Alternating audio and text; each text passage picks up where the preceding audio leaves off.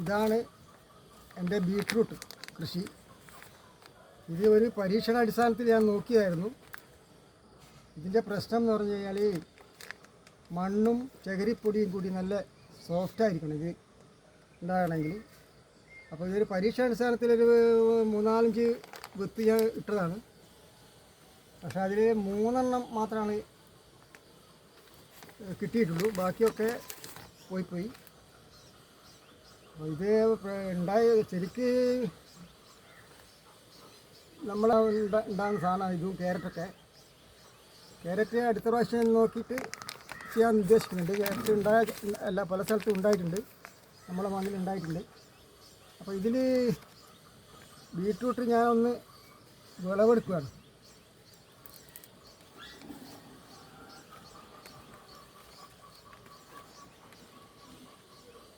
ഇതാണ് എൻ്റെ ബീറ്റ്റൂട്ട്.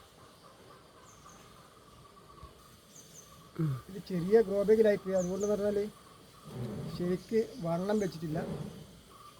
ഇതിന് നല്ലോണം വളം കൊടുക്കണം. അപ്പോൾ ഗ്രോ ബാഗ് വലുതില്ലാത്ത കാരണം ചെറിയ വലിയ തൽക്കാലം വെച്ചതാണ്, ഒരു പരീക്ഷാടിസ്ഥാനത്തിൽ വെച്ചതാണ്. അപ്പോൾ ഇത്രയാണ് നമുക്ക് കിട്ടിയത്.